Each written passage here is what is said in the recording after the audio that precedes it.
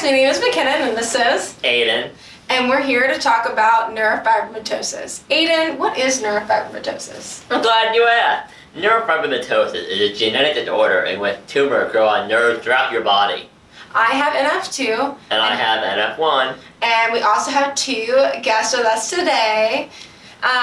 He has NF1 and she has NF2, and we're kind of just here to talk about it.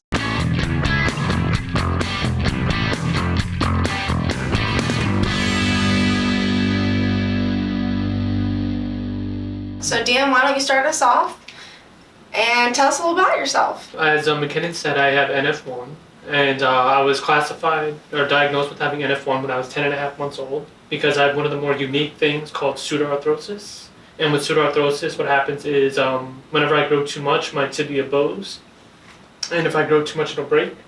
So what do you mean? What do you mean by that, tibia? Tibia is a bone in your leg that goes, I believe, from about here to your knee. And I grew too much when I was, I think my mom said sleeping, and I just broke. Wow. So then my mom rushed me to the ER with my parents, and they went through some tests, and they did rule out some things. And then they saw, I believe my mom said, 2 capillae spots, like one on my thigh and one on my back. And they said that, like, oh, I have NF. So from there, I had my first surgery when I was 2 or 3 years old. And I had bone marrow put in my leg to help strengthen my bone, and a metal rod that I still have in my leg. And then that wasn't successful. And then I had bone cartilage taken from one hip, and that wasn't successful. And then I had bone cartilage taken from my other hip, and that was successful for some time. But then my tibia broke again when I want to say December 2010. I grew 6 inches. And it's just this one. Yeah, it's just my left leg. I believe it's extremely rare to have it in both.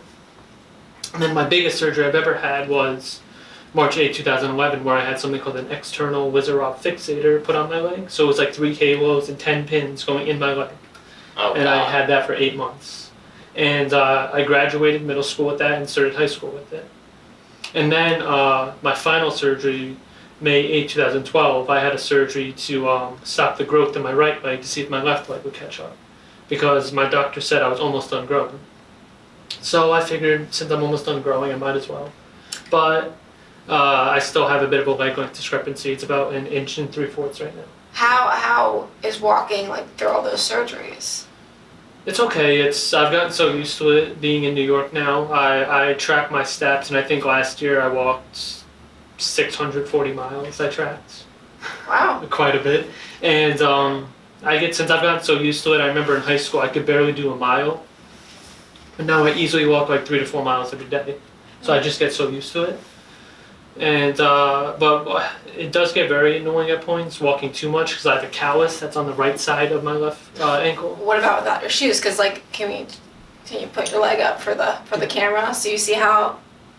My lift from right here to here. Right. So what about like when you don't have shoes on? Oh, I always wear them. I believe the reason, maybe this is my interpretation, that my leg got shorter is because whenever I was going to New York Film Academy, I would always take my shoes off after a long day and walk without my brace. But I noticed slowly but surely I started to kind of limp more when I wasn't walking with my shoes. So from there on out, I just always wear my shoes in the house whenever I walk. What if you have to like go to the bathroom in the middle of the night? I'll put my shoes on. Or well, actually, in my apartment, my bathroom's literally right next. My room is right next to the bathroom, so I could just hop. Sorry, I'm just like so curious about that. Well, that's okay. Now for your NF, is this primarily the issues that you have with NF1? Yeah, I would say mostly this, and I guess the learning disability. Even though most people who know me, they say like it doesn't really affect me. I didn't. But I feel like it does. What mental. learning disability? Well, I guess what I was told is that it's called auditory processing disorder, which is something like it takes me a bit longer to like comprehend things or have things like click in my head, like, oh, that's what it is. Mm-hmm. Huh. It could take a couple extra minutes, or it could take several days. There are sometimes in classes where I would say the wrong answer, and I'd be like, I knew it was wrong immediately as soon as it comes out of my mouth, and then I know the right answer. I mean, was that definitely like hard for like social anxiety and stuff? Oh yeah, totally. Answering in class. Yeah, answering in class or talking with people. But it's gotten better because I volunteer at an animal shelter. That's right. You get like what, 450 hours or something? 480. Oh, 480. Sorry. That is a lot of where, hours. Where I talk with so many strangers every single Saturday. just asking them the same general questions like, what size of dog do you want? What age range? What temperament? Do you own or rent your home? So that's something that people have to consider. And then if people answer it, then I'll show them like, I think this dog could work for you, or maybe we're getting a new dog that could possibly work for you. Do you know how many homes that you found for dogs? Me personally. How many dogs? Yes, you personally. I don't. I have seen a couple people on Saturdays pick up a dog for like a couple that I showed, so it's always happy. I'm always happy to see that. That's so great. I love that. That's amazing. Very cool.